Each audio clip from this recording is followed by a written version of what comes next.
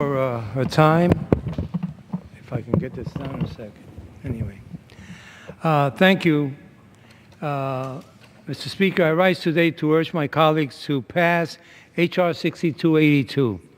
This legislation will rename the Morris Heights Post Office in the Bronx, New York, in my district after a legend.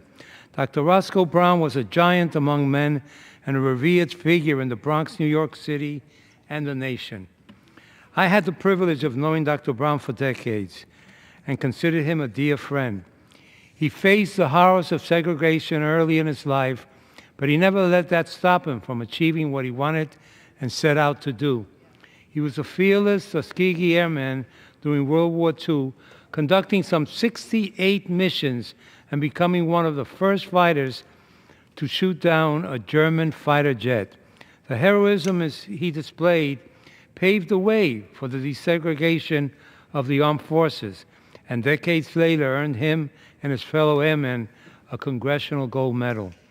After the war, he went on to further his studies at New York University, where he eventually served as a professor and an academic of the highest caliber. For 17 years, Dr. Brown served as president of Bronx Community College, which is located in my district, leading an institution that gave hope of a better life through education to a predominantly minority and non-traditional student population. Throughout his life, Dr. Brown was a quiet yet fierce advocate and leader that many turned to during the racial discord that plagued the city of New York in the 60s and 70s.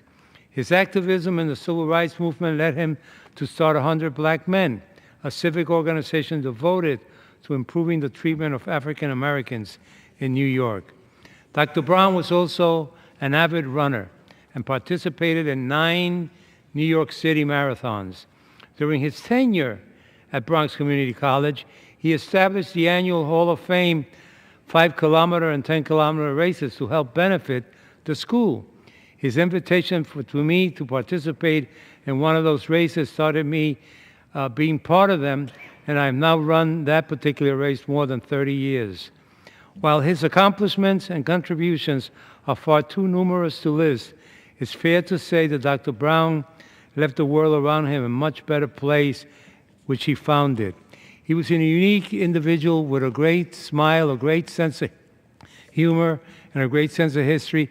And above all, he was Mr. Speaker, a coalition builder. No one was too far for him to speak to or to bring close to him. We will miss him, and I know that he's looking on us today and realizing that this is a small tribute, but a very important tribute for a great man, Dr. Roscoe Brown. Thank you. Gentleman yields back the balance of his time. Gentlelady from the Virgin Islands.